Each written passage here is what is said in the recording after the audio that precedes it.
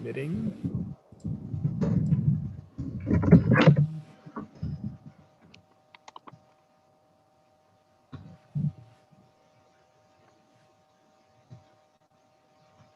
Okay, Jordan. I just received a copy of the email, so people should filter in. Okay, you should have 2 more people joining from DART. Great.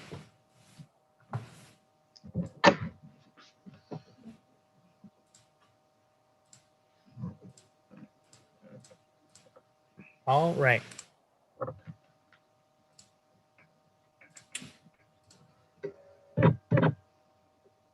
I'm admitting people as they arrive, Judy. Thank you.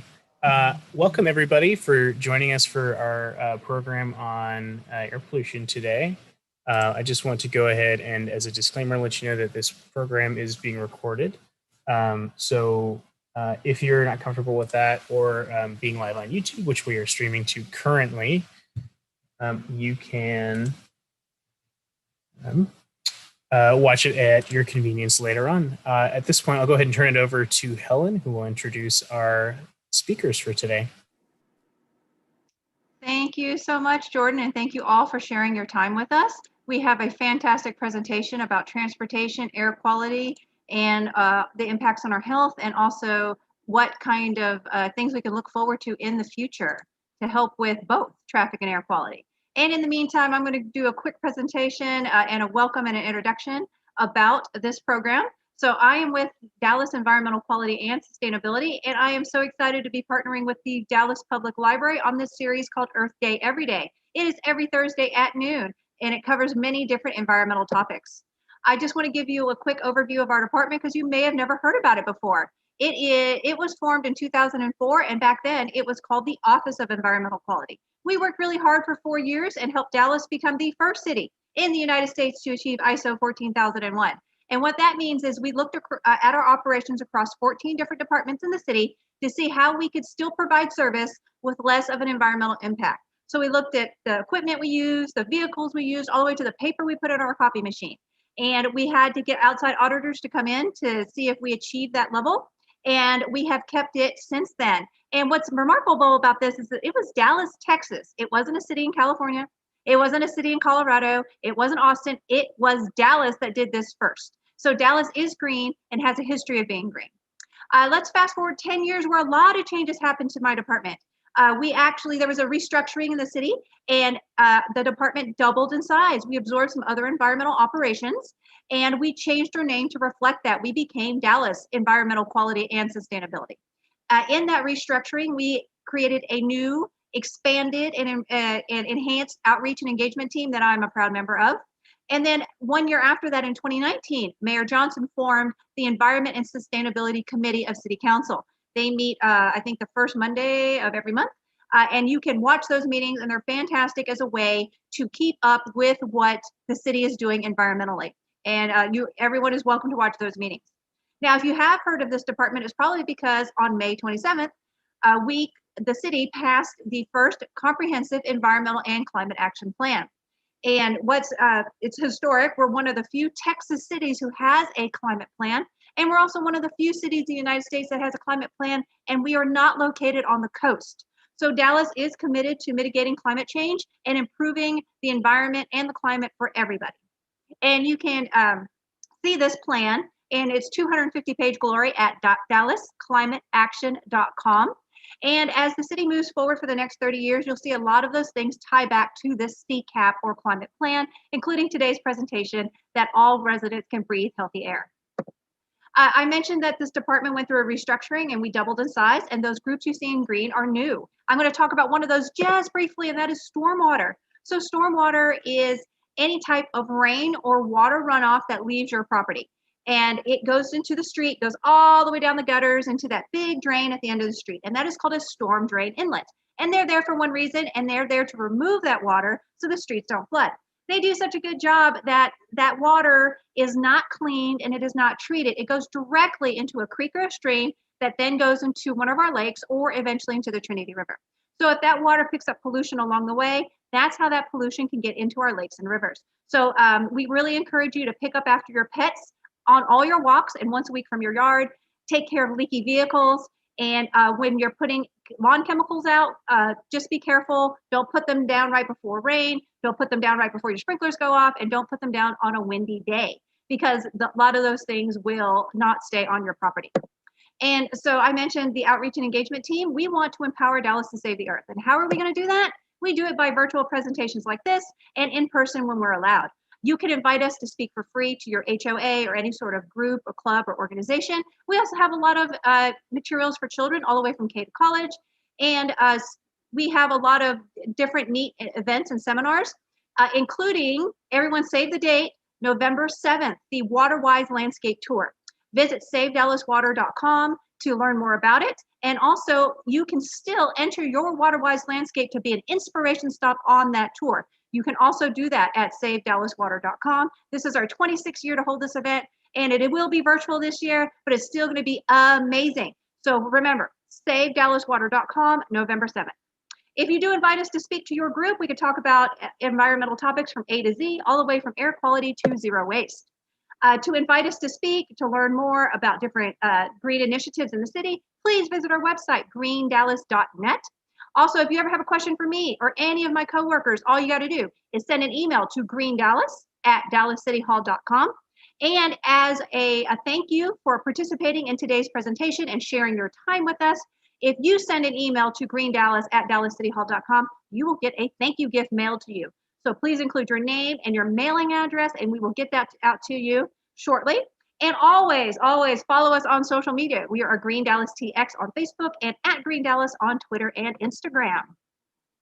And so now it is my pleasure to introduce my coworker, Kevin Overton, who's then going to introduce our speaker. Okay, thank you, Helen. One of the things that we found, or that I found when I started doing, well, first of all, let me introduce what I do. My role at the City of Dallas is I focus on air quality. My partner, Brittany Haley Wells, and I are primarily focused on air quality issues within the city. And one of the things that I learned when I came here and started doing this job is that one of the largest components of the air quality issues in North Texas is transportation. We started off this series on air quality with a overview of air quality in the city of Dallas. The next week, we focused on health issues related to air quality. And then last week, we focused on renewable energy. And this week, we're going to focus on the biggest piece of that puzzle, transportation. I'm going to share my screen here with you just to give you just a little bit of information on this. And as you can see, this is looking at greenhouse gas emissions. One of the things that we find in Dallas and Fort Worth and North Texas is that transportation is more of an issue than it is in other places. And because it's such a big issue, I wanted to, as the wrap up to this series, I wanted to invite my good friend Lori Clark from the North Central Texas Council of Governments to talk about transportation and all the aspects of transportation and air quality.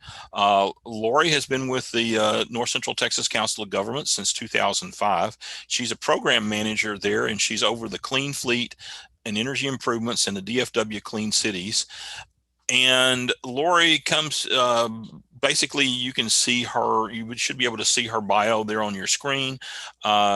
She has a degree in environmental studies and political science from Baylor, and she is on the board of Keep Grapevine Beautiful. And I have to say that Lori and her team there at North Central Texas Council of Governments are some of the most knowledgeable people I've ever dealt with on air quality.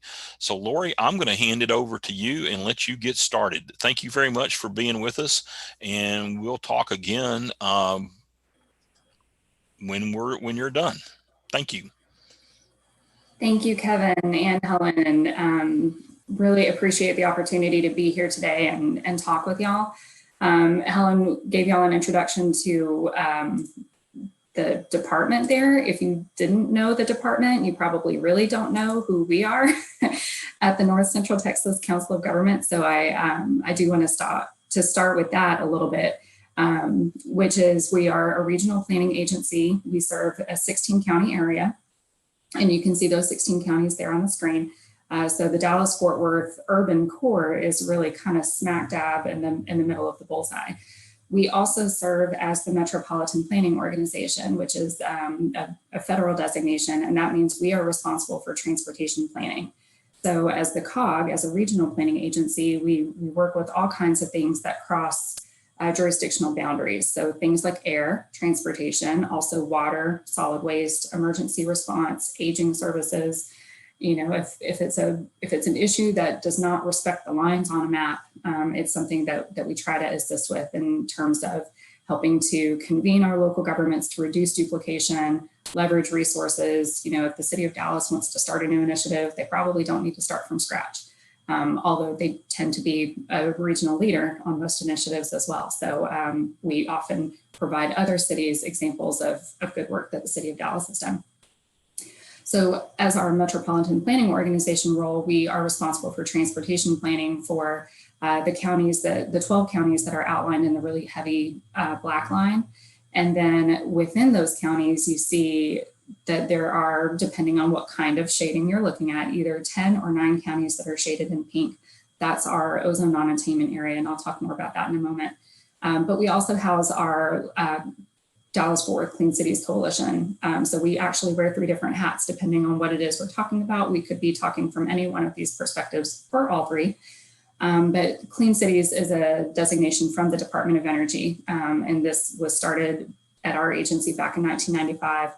And it was really for air quality reasons and the nexus between air quality and transportation. So, sorry, for some reason the arrows don't advance slides, and that always throws me off. But we do have several different air quality initiatives in place at the regional level. So most of you, if you are familiar with us before today, know that we work on ozone issues, and that goes back to a regulatory obligation from the Clean Air Act. Because we are a major metro area with an ozone non-attainment problem, when we do our transportation planning, we are required by law to make sure that those transportation improvements at a minimum do no harm when it comes to air quality impacts. But ideally, we really want to make transportation improvements that help improve our existing air quality. So that's what we have to do by law, but we know that many of our communities, including the city of Dallas, have expressed concern to us on other fronts. One is air quality and health, which is really a function of fine particulate matter pollutants. And so we have within the past year started convening kind of a task force or a working group to share information, talk about monitoring networks and things like that. And then the RISE Coalition, which is Regional Integration of Sustainability Efforts. The city of Dallas is involved with both of these efforts. And that is really focused on kind of sharing knowledge amongst communities with regard to climate and what are the appropriate solutions for our particular region. And one of the first things that we're working on there in our role as the COG is developing a greenhouse gas emission inventory at the regional level. We already have a greenhouse gas emission inventory for the transportation system. It's kind of a byproduct of the work that we do on ozone. And so really looking to build that out and capture all of our other sources. So again, this is the ozone non-attainment area. I already kind of highlighted this, but want to bring attention to the yellow and orange dots. These show the locations of our air monitoring network. This is regulatory monitors. So these are the monitors that the Environmental Protection Agency and Texas Commission on Environmental Quality use when determining whether or not our region meets federal ozone standards.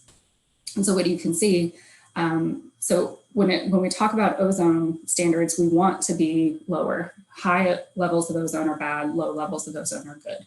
And that's to be protective of both human and environmental health. And so the yellow monitors have lower levels of ozone than those that are shown in orange. So you can see that our ozone issues are, the most problematic issues are concentrated kind of to the north of the region. And that has a lot to do with the fact that during our ozone season, which runs from March to November, during the hottest part of the year, when we have the highest ozone readings, our prevailing winds come from the south. And so, you know, as air blows from other air sheds, perhaps the Houston area, even Louisiana. We've even seen some modeling that indicates Ohio has an impact on our region. Those pollutants blow into our airshed from the south. And so that's part of why you see some of the higher concentrations to the north. Ozone is not a pollutant that comes out of a tailpipe or a smokestack. It is a chemical byproduct of other pollutants. So what we call those other pollutants is ozone precursors. So it's nitrogen oxides or oxides of nitrogen and volatile organic compounds. NOx, or nitrogen oxides, is a combustion byproduct. So it's mostly from burning fossil fuels in engines. Volatile organic compounds can come from any number of sources. They could be gasoline engines. In our particular region, a lot of it is also tree cover. Oaks and pines tend to put off relatively high rates of reactive volatile organic compounds. So those pollutants mix in the air in the presence of sunlight and heat to create ozone. So even though we might have a really dense concentration of urban activity down here in the middle of Tarrant and Dallas counties, it's that pollution that gets released in the air and then mixes and drifts northward where it starts to form into ozone. That's a simplified way of explaining it, but just wanted to provide some context there. So where does our air quality stand? What do we look like right now? So we want everybody to understand that our air now is much cleaner than it used to be, first and foremost. So what you see on this slide is the red line is our ozone design value. There's a really complicated equation that goes into that. You can read it there on the bottom. By the way, I am going to provide this slide deck in PDF, so the city will be able to share it, and there are some clickable links throughout. So just keep that in mind. But as I mentioned, lower is better. So this red line is our ozone design value that EPA uses to say, have we met the federal standard or not? So you can see we've had a downward trend for a couple decades now. Up until 2008, we were trying to get our ozone down to this 85 level. In 2008, EPA reevaluated the standards, said we think it needs to be lower to be more protective of human and environmental health. So they lowered it to 75. And then again in 2015, they lowered it even further. So we are chasing a moving target. It always moves in response to science. EPA is required every few years to reevaluate the standard. But as it moves, it's harder to meet. And so we have to get ever more creative in reducing ozone and reducing the pollutants that cause the ozone to form. So we also like to make sure people understand that ozone exposure is, we look at severity, which is kind of the design value, how high are the ozone levels, but also frequency. And so over time, in general, you can see that we've had a lower frequency of high ozone days year over year. And when it comes to maintaining the ozone standard, we're allowed basically 3 strikes. But if there's a 4th day that we have high ozone, we violate the standard. So we could have acceptable levels of ozone 360 days out of the year, but those 5 that the ozone is too high would knock us over that federal standard. So there's work to be done, but we have come a long way, is really what we like to communicate. So where do our ozone forming pollutants come from? As Kevin said, most of it is transportation. And so this on-road mobile kind of brown wedge here is our roadways. So this is cars, trucks, buses, motorcycles. And you can see that it's broken down into light duty and heavy duty vehicles, which I kind of think of as a quality versus quantity problem. So it's almost an even split. Light duty vehicles are light duty gasoline cars and trucks. So it's basically all of us driving around on a daily basis. Each one of our cars individually is fairly clean, but you put millions of them in a single urban area and cumulatively it creates a big problem. On the heavy duty side, there's not as many heavy duty trucks, especially heavy duty diesel are the largest individual emitters, but individually each one of those trucks puts out quite a bit of pollution. So where we have millions of vehicles on the light duty side and only a few thousand on the heavy duty side, you can see that they contribute about equally to our air quality problem when it comes to transportation impact. I do want to also recognize this non-road mobile and off-road mobile portions of the pie. If you look at all three of these together, this is about 2/3 of the total ozone precursor problem. Off-road mobile is basically planes and trains. Non-road mobile is all of the other stuff. It's construction equipment, ag equipment, lawnmowers, ground support equipment at airports. And so when we work on transportation, we do tend to creep a little bit into these other mobile sectors because a lot of them are related to transportation, even if they aren't strictly on the road. So in terms of this year, none of us knew coming into 2020 that we would be living an experiment, but we are, which is what happens in air quality when you drastically disrupt the transportation system. And COVID-19 has given us an opportunity to kind of experience that and see if we observe any impacts in air quality as a result of that disruption. So I have a couple slides here that I wanted to share. One is our airport travel. You can see that in March and April, of course, March not so much, but April and May, down by 80 to 90%. So a lot of planes that typically are flying on a daily basis are out of the sky. So going back to our ozone sources, that takes out a lot of this off-road mobile wedge. Looking at the roadways, what happened on the freeways? Again, a big drop in April. Of course, this is when all the shutdown was in full effect. Almost 30% decline in our average traffic on the freeways. And so again, going back to what we saw in the pie chart and the contribution from the roadway system, we would think we would see a big impact there. And what does that change in terms of how the vehicles that are on the road still travel? If you were one of the people still driving around during April, you probably noticed that during April, you didn't have a big rush hour traffic jam. So this graph shows over the hours of the day and average speed on the freeways. And you can see that morning rush hour peak and the afternoon rush hour peak. Under February, business as usual. March is when things started to slow down. And then April, we actually see a morning increase in speed. When everybody was out there on the freeways by themselves, they just thought they would just fly down the roadway. So this is actually good for air quality because vehicles operate their most efficiently at cruising speeds. Engines operate their most efficiently at cruising speeds. So this is also a benefit. But in terms of what we actually observed in terms of air quality, we did not see a trend of reduced ozone that correlated with the reduction in transportation activity. So this has been, and this is not unique to Dallas-Fort Worth. This happened around the country, and it's been the subject of much speculation. So there is research happening on this. The state environmental agency, Texas Commission on Environmental Quality, is working on a study that we hope we'll see at the end of the calendar year, or by the end of the calendar year, trying to understand, okay, well, what are the other factors in play here? Or did we just have really, really bad meteorology this year because ozone is heavily impacted by meteorological conditions, light winds, high UV index from the sun. So is that what was going on, or were there some other confounding factors? One thing that has been observed is that we saw big declines in light duty vehicle traffic, but heavy duty trucking did not really decline. It potentially even went up because everybody was ordering more goods and services online.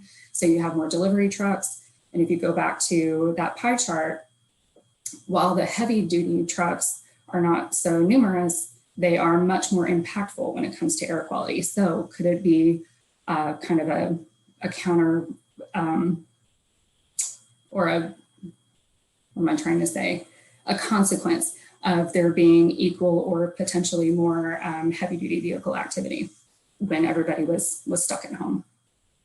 So all of that to say ozone is very complicated, and it's not, because it doesn't come out of a tailpipe, it's not so easy to control. We have all of these weather factors and things like that. So there's been a phrase around our office ever since I started working at COG, which has been a while now, that there is no silver bullet, it's silver buckshot. And so we really try to come at our transportation air quality solutions from all different angles. And so this is just a hodgepodge of logos and photos, I realize, but it's really there to illustrate that we try to really touch this from all angles. And those different strategies can kind of be put into 3 buckets. One is managing the system so that when vehicles are traveling, they're able to travel efficiently. So that includes things like signal timing, intersection improvements, and intelligent transportation systems that can tell you there's a wreck on this freeway, go the other way, those types of things. Another is travel demand management, which is exactly what it sounds like, trying to reduce demand so that the vehicles that are using the system are able to operate efficiently. So trying to remove as many trips as possible, which is really one of the most effective things that we can do. The most fuel efficient trip is the one you don't take, right? It's just like the most efficient energy you use is the energy you don't use. It's that same concept of conservation. So if we can conserve travel demand by getting people into public transportation or active transportation like bike trails and sustainable development is a big piece of that. If you can work and play in very close proximity, it increases the odds that you're able to use an active transportation mode. And then where I work and spend all day, every day, is in this last category, which is vehicle and equipment technologies and changes. So I'm going to dive into that a little bit deeper, but this is where we talk about how do we improve the characteristics of the vehicles that are on the road. It's alternative fuels, it could be behavior changes like reducing idling. It could be making sure that we have properly functioning vehicles. Helen made a mention of leaks, leaking vehicles that could be leaking fuel and contaminating groundwater. A poorly maintained vehicle pollutes more than a properly maintained vehicle in terms of air quality as well. And so this regional smoking vehicle program, just to share, if you see a vehicle on the road that's like blowing giant, gray clouds of smoke, that means it's not operating correctly. And so we actually have a program where you can call that in, and we send a letter then to that vehicle's registered owner, reminding them about emissions inspection services and other resources available to keep their vehicle properly maintained. So I'm going to talk a little bit about those 2 prongs of the issue, the heavy duty and the light duty. And heavy duty vehicles tend to be owned by fleets, right? Commercial companies. And so kind of our flagship program is Dallas-Fort Worth Clean Cities. And the mission statement is here to improve North Texas air quality through initiatives and partnerships to reduce transportation emissions, improve efficiency, and strengthen the local economy. So we work with fleets and commercial entities, really with regard to what kind of technologies are suitable for them to adopt. Perhaps they're running a lot of heavy duty diesel trash trucks. Well, compressed natural gas is a really excellent solution for trash truck platforms. And so introducing them to that technology, introducing them to grants and other incentives to transition to that technology. We're starting to see the rollout of electric refuse trucks. Really no projects on the ground nationwide. I think the first one is happening in New York, kind of launching right now. But that's another technology that we'll be looking for. Talking with heavy delivery fleets about what kind of opportunities might be best for them. We do also work on the consumer side and then with local governments about steps that local governments can take as, especially cities, with local permitting and regulation and things like that to support adoption of cleaner technologies by the fleets, by businesses, and by consumers within their jurisdictions. So there's some websites there. We actually did a roundtable with a bunch of our local fleet managers, mostly local governments, mostly municipalities, a couple weeks ago, and it was excellent. We got some follow-up from that we had one city fleet manager reach out to another city fleet manager after that meeting and say, hey, it sounds like you've had a really good experience. We're just getting started. Could you maybe schedule some follow-up time with us one-on-one so we could really understand deeply what y'all did that was successful? And that's exactly what we're here for. We're here to create that opportunity for peer exchange amongst our fleet managers and amongst our local governments. So we were very pleased with that.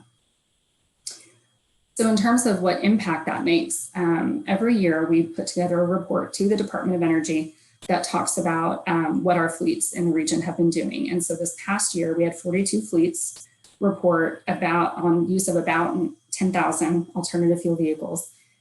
And so this graph shows what the impact in terms of energy consumption, which is what the Department of Energy is concerned with, which is fuel consumption, and then also emissions. So on the energy side, if all of those alternative fuel vehicles had been conventional gasoline or diesel, we would have used another 26 million gasoline gallon equivalent of fuel compared to what we did. If all 10,000 of those, or about 10,000 of those, had been conventional gasoline or diesel, we would have had 72,000 more tons of greenhouse gas emissions in 2019 and 420 tons more NOx than what we were actually seeing. So it's the impacts are substantial, but the impacts are not the same across all vehicle types. And so this is just kind of a deeper dive into how many different alternative fuel vehicles we have and what the impact is on emissions. And you can see different fuels impact different emissions in different ways. So for example, we have quite a few biodiesel vehicles here in yellow, and they help some with greenhouse gases, but they don't really do anything for us in terms of ozone progress or even in fine particulates. By contrast, compressed natural gas vehicles, we have a decent number here. They do a lot in terms of reducing our ozone forming pollutants and greenhouse gases. That's partly a function of what type of vehicles they are. Most of the compressed natural gas in our region comes from our transit agencies, DFW Airport, big heavy delivery trucks. They're vehicles that run a lot of miles and use a lot of fuel. So the impact's really substantial, as opposed to electric right now is mostly in use in our city fleets.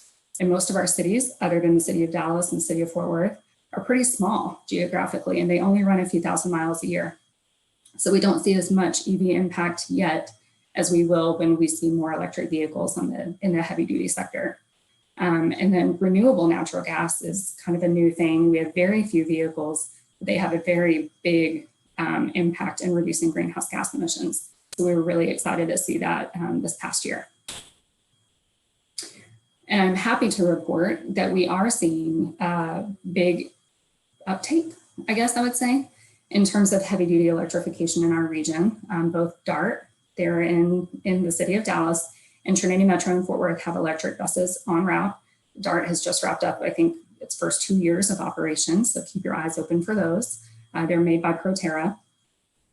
We do have the first electric school bus project in the state of Texas is happening in our region on the Fort Worth side, and that is kicking off probably right about now. I think the drivers were going to do training on the buses this past Friday to be able to put those buses on route.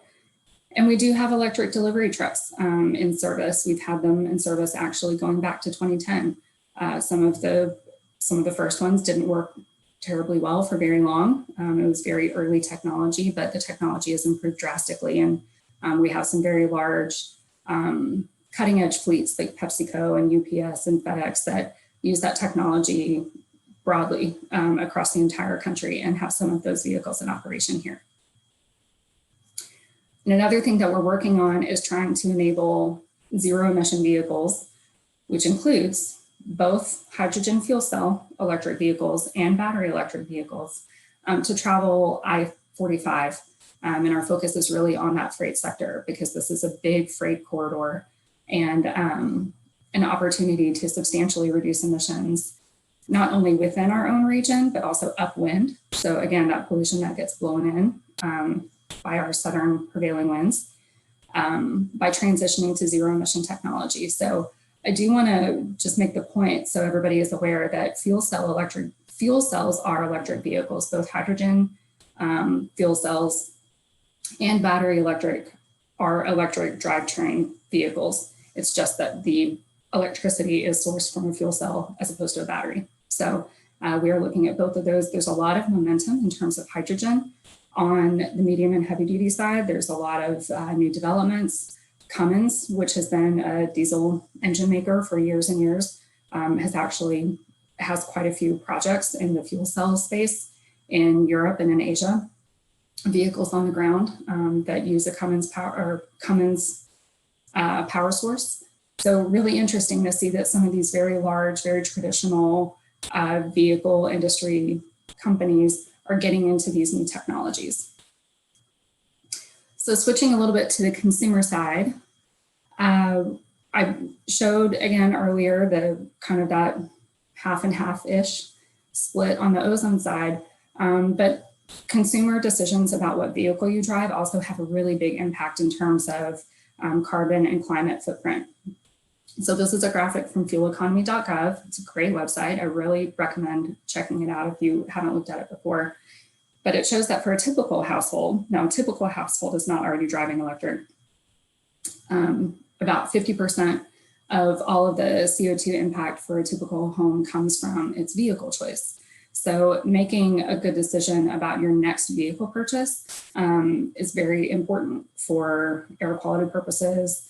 And also gas is cheap right now. None of us know when it's going to go back to $3 or $4 a gallon. It can be a really effective way of hedging your bet against increasing transportation costs in the future. So one of the big things that we do is just try to raise awareness of electric vehicle options that are available to consumers. This is the one vehicle technology that the industry is really making for light duty passenger vehicle purchases.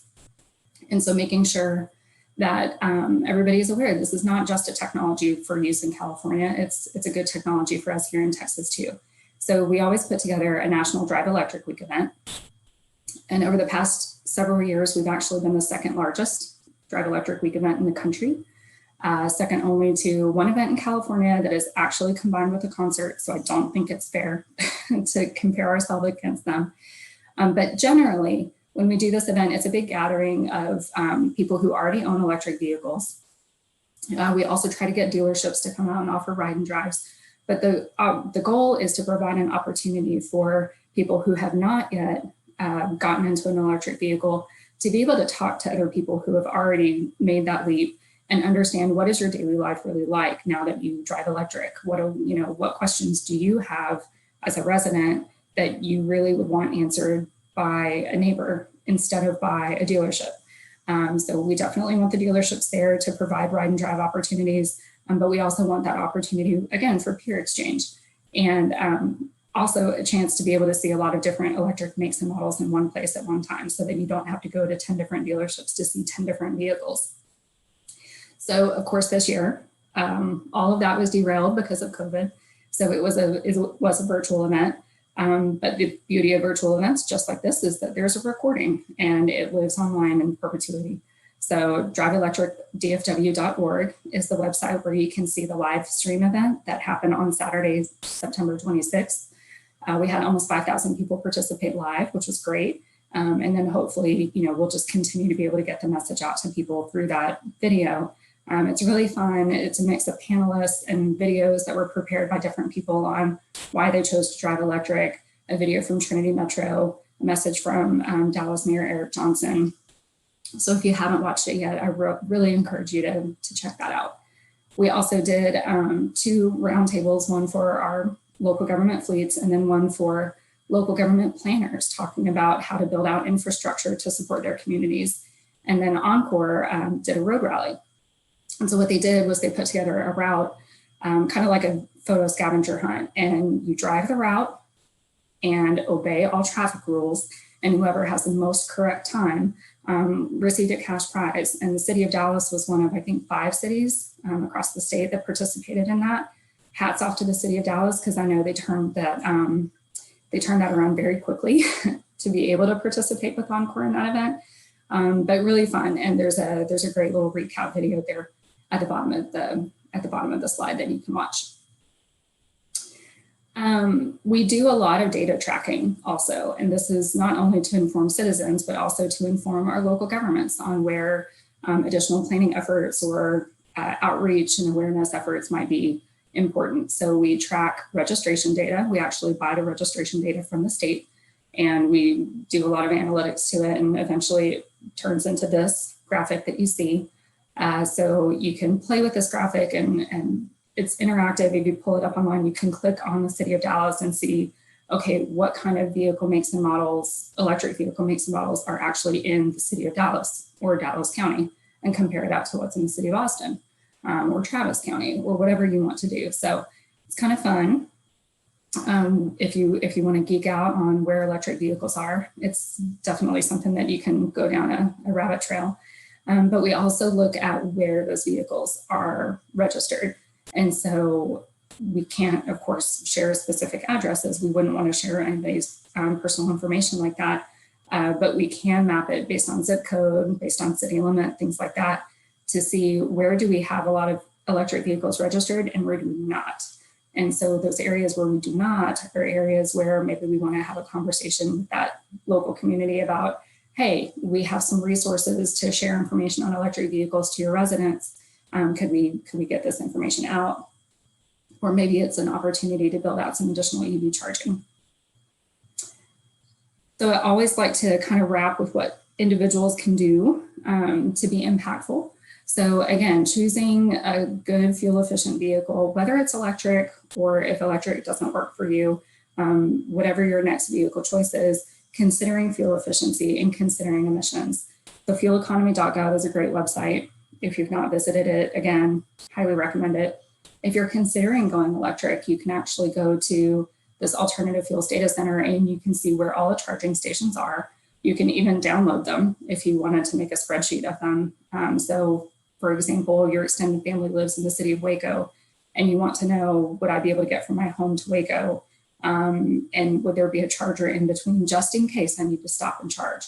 And I will say that public charging isn't completely critical for everybody driving an electric vehicle. I want to say more than 80% of all EV drivers charge at home and basically only at home.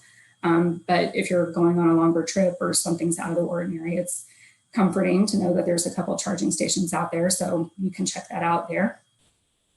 And then comparing vehicle costs. So you could go to this, it's a very quick and easy calculator online. You can put in the vehicle you currently have, and you can put in a vehicle that you're thinking about and see, how much does each one cost over time? Or you could look at two different, I think you can compare 4 vehicles at one time. Look at 4 different vehicles that you're thinking about purchasing. Which one is going to cost the least over however many years you typically own a vehicle? Maybe you get a new one every 3 years, every 7 years. It'll give you a nice little graph that shows the comparison. And you can customize the fuel cost. Your electricity cost has a lot to do with payback on an electric vehicle, but you can see all of those details. And then whenever we talk about electric vehicles, questions tend to come up about, what about the power plants? Aren't we going to just create more pollution? We're just creating it somewhere else. And that's not necessarily true, especially in Texas. We have very little coal power generation now. Coal is actually less than wind at this point. And so this little calculator, also on fueleconomy.gov, will show you upstream emissions. So that's going to factor in what's the pollution created in the process of generating the electricity or the gasoline, and compare them side by side. So you can see, is going electric a good decision or not when it comes to greenhouse gas emissions? And pretty much across the board, it is a good decision. So spoiler alert. And if you might be in the market, there are incentives. We always want to make sure people are aware of these, up to $10,000 on a plug-in electric vehicle, but not for a Tesla. So if you were looking for a Tesla, you're out of luck. They've already sold too many, so you can't get the federal credit, and they don't sell through dealers, so you can't get the state rebate. But any other electric vehicle make and model, you can get an incentive. And then there are incentives also for installing charging stations. If you want to install one at your house, it's generally not necessary, but if you wanted to, you can get a credit of up to 30%. That's through the end of the calendar year. Right now, that credit is set to expire. And then there's an incentive available for level 2 charging stations to be added that are publicly accessible or at workplaces or multifamily housing. So this is a really good opportunity to talk to your employer or talk to your property owner if you live in a multifamily development, and talk to them about taking advantage of this rebate and installing charging stations now. They can take advantage of both incentives. On a private property like that, you could get the refueling property credit of up to 30%, combine it with the Volkswagen incentive. As long as they don't make money, you can't get incentives that add up to $10,500 if the charging station only costs $10,000. You know what I mean? So, but you can pair those together. So create a sense of urgency with your employer and with your property owners and get people to take advantage of that. So there's several other programs. It's not all about electric vehicles. Air North Texas is a great resource that talks about different daily habits you can do. Alternative commutes, even something as simple as carpooling with a friend or a neighbor. Minimizing idling. A lot of people are thinking it's wear and tear on the engine to turn the engine off and turn it back on. That is not true on modern vehicles. I think anything more than 30 seconds of idling, it's actually better to turn the engine off. So keep that in mind. And, you know, when we're all hitting the drive-through one day, when dining rooms are open again, you know, park and go inside. Skipping or combining electric trips, and again, choosing your vehicles. And something that a lot of us don't always think about is just the impact our individual choices have on those heavy duty freight vehicles that are out and about delivering goods to us. One of the worst things you can do is ask for the 2-hour delivery window if you're making an order online, because what that means is that your package is getting put in a vehicle direct to you. If you wait for whatever your regular delivery day is, or however that shipper does their deliveries, your order gets combined with a whole bunch of others and put on the most efficient route. So that truck is able to accomplish the most work with the lowest number of miles, and then consequently the less fuel consumption. So think about things like that. Also, lighten the load. Liquid products are extremely heavy and cost a lot of money and fuel to deliver. There's a lot of cleaning products that we use in our homes that are largely water. This was something that wasn't on my radar until my sister brought my attention to it recently.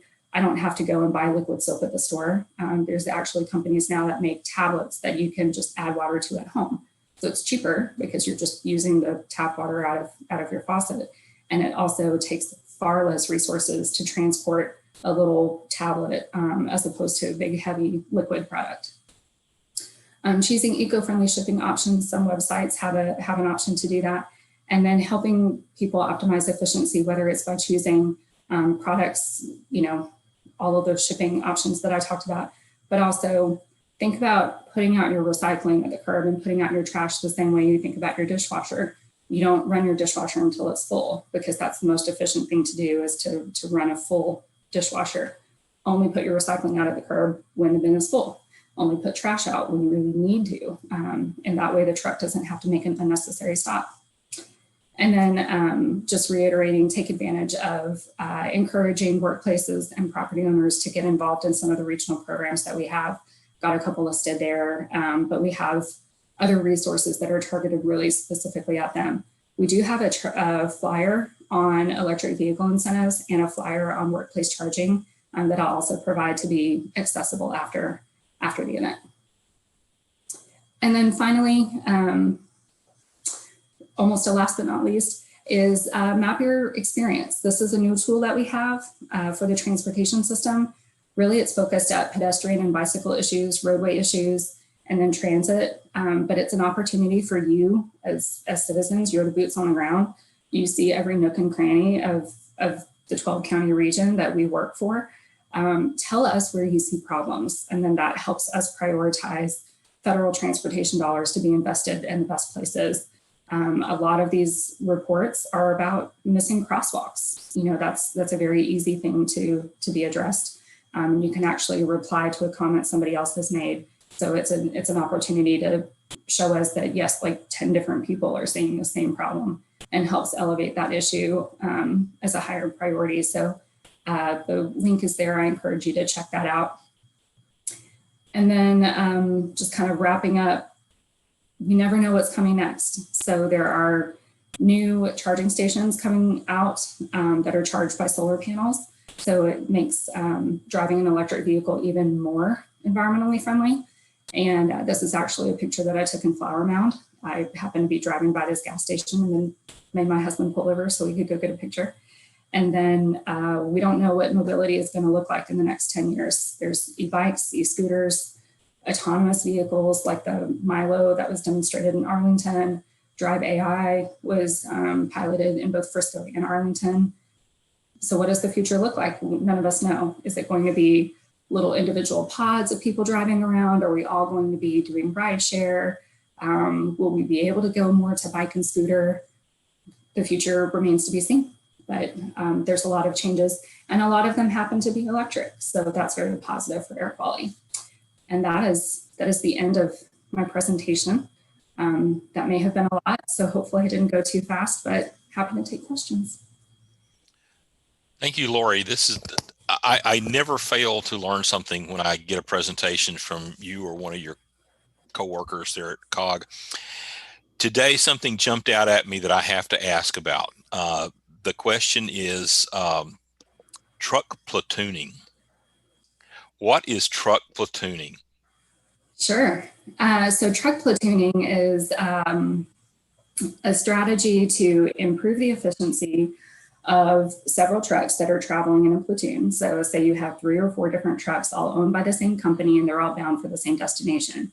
You put them, it's kind of like caravanning. You know, if you've ever done like a caravan carpool, you put them in a chain, basically, send them down the freeway. The lead truck will set the path, set the route, set the rate of speed.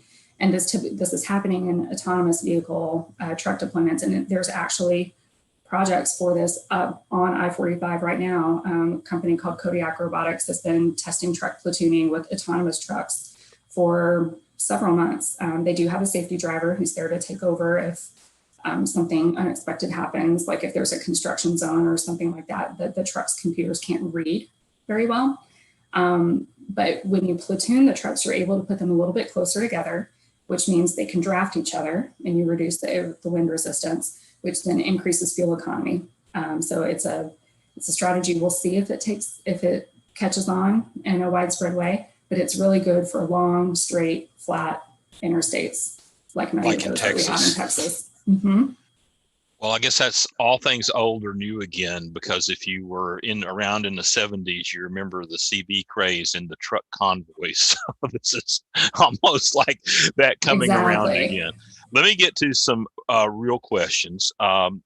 We had one person that was interested in getting more information on the electric buses used by Fort Worth ISD. They wanted to know where they could get more information. They said that they were involved with a project with an organization that they're members of, working with Dallas ISD, trying to get them to make some conversions. And so they wanted to get some information from Fort Worth that they could share in their meetings with Dallas ISD. Do you have any recommendations on where they can go to get that information? Yes, I would say follow up with me on the side. It's actually not Fort Worth ISD. It is an ISD close to Fort Worth. Oh, okay. But I don't believe they've officially done their press release yet, so I don't want to say who they are because I don't want to steal their thunder. Okay.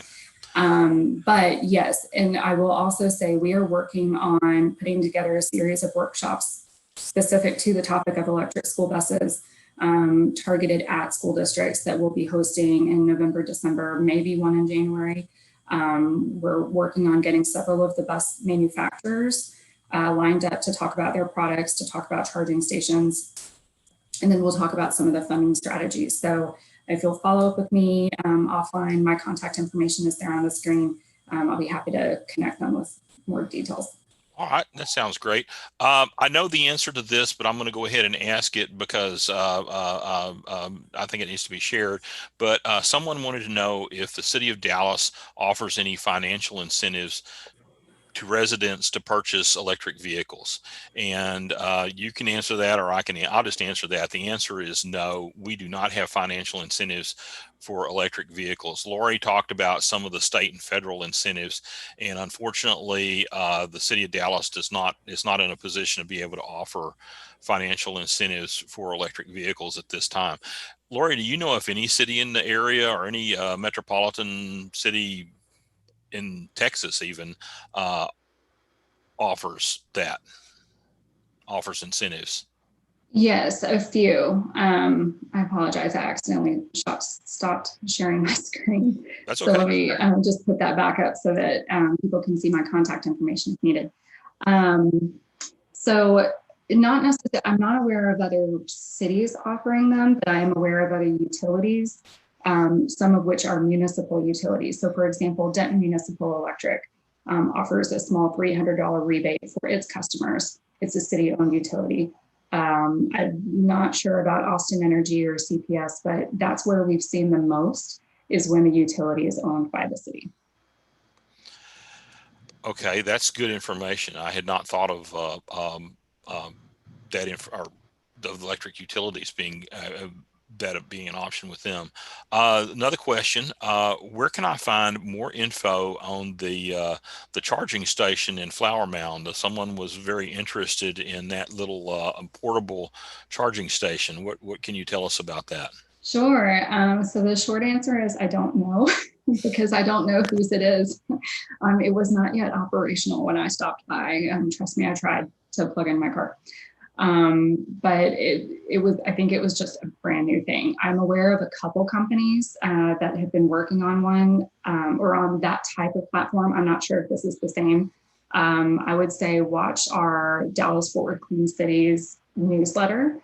When we confirm who is really rolling those out and we have publicly shareable information, we will definitely be posting an article, or watch our social media accounts, which is, I realize now I didn't put them on this closing slide, at NCT Cog Trans is our social media handle. And we've been posting a lot of information about electric vehicles and those types of developments there. And I will add that there are some commercial options available for solar trees, or whatever they call them, for charging stations. I have seen some information on those, but I cannot remember off the top of my head the name of the company. But if someone wants to email me, I'll look that up for them. Another question we have, and this one is a little bit ahead of its time, but it's a good question. Is there data available on how many properties, and I think they mean multifamily residential properties, have used the VW Environmental Mitigation Program Level 2 rebates so far, and where are they located, and are there any in areas where most residents do not own their own home? Yes, so that information is available. So if you go, I'm going to type into the chat box, Texas VW Fund, VWFund.org is the website. Oh, sorry, I accidentally sent that just to one person. But TexasVWFund.org is the website where TCEQ posts all of their Volkswagen related funding opportunities. And they actually do post a list of applicants or applications received. And so we actually looked the other day, and our team kind of sliced and diced it. And about 40% of all of the applications received just thus far. I think about 100 stations have been requested so far. 40% of those are from multifamily housing, which is great. I tried to snoop and do some Googling, and I wasn't able to get specific addresses on everybody because sometimes it's like the name of the parent corporation and it's not really clear where that housing unit is. You may be able to get that information from TCEQ by asking directly, but if nothing else, you can at least see who is applying by going to that website. Good it takes information. some searching. You have to go to the website and then you click on grants and then you choose this program and then you open the list of applicants. That's good information. Someone also made the comment that you forgot to mention why coal combustion electricity has been reduced is because of the Clean Power Plan that was promulgated. The plan basically forced all power companies to reduce coal combustion by a certain date, and I will just add that that's partially true, but there are also a lot of economic factors that came into play that made coal power plants difficult to operate and not as economically efficient as they were 20 years ago. Exactly, I agree. Coal power plants they're older, so they are very expensive to run.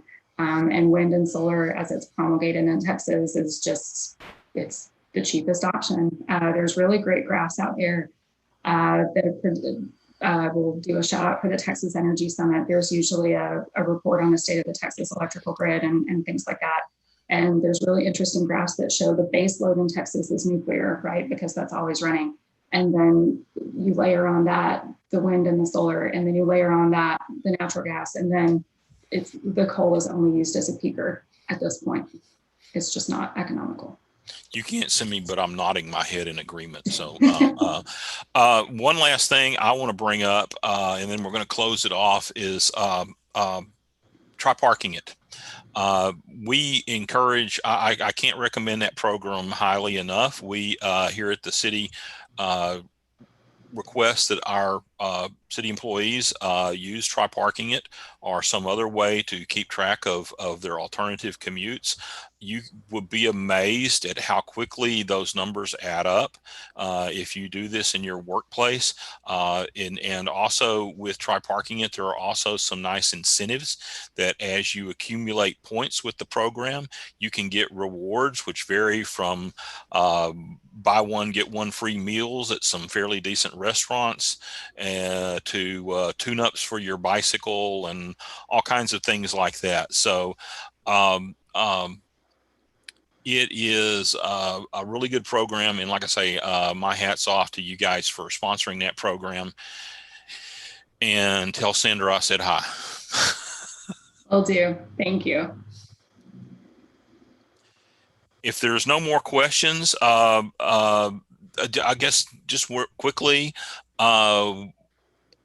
the answers in your poll about for question 1, what air pollutant are you most concerned about in DFW? About 73% said ozone, 9% said fine particulates, 9% said greenhouse gases, and 9% said other. What is the biggest source of ozone forming air pollution in DFW? Now, we don't know when people answered this, but 100% said transportation. So we were either preaching to the choir or people waited to answer that until or change their answers after your slide. We'll have They to learned something, yes. So number 3 is, do you currently drive an electric car? 18% of the people online said yes. No, but I want to purchase one. About 36%, and no was about 45%. And then there was one comment in the chat box that said, hey, we didn't put the option for a plug-in electric hybrid on there. So, I would, so we could add at least one person to the electric vehicle, I think, since it's a plug-in hybrid. But anyway, so that's it, Lori, and I cannot thank you enough. I really appreciate you coming on and doing this. It's been a real pleasure to have you and look forward to doing it again. And Helen, do I need to turn it back over to you to take over, or are we, I think we're done here. Absolutely. Thank you all. And remember, this presentation is also on the Dallas Public Library YouTube page. If you go to playlists and look for Dallas Environmental Quality and Sustainability, you can see this along with some of the other great presentations we featured. And we have great information in the chat. Thank you so much, Lori. Thank you so much, Kevin. Thank you so much, Dallas Public Library. And that concludes our presentation today. Thanks so much. We'll go ahead and let everybody sign off. I'm going to hang on the call for just a minute to let people finish up this feedback poll, and then I'll end it up. Thanks so much. Thank you for the opportunity.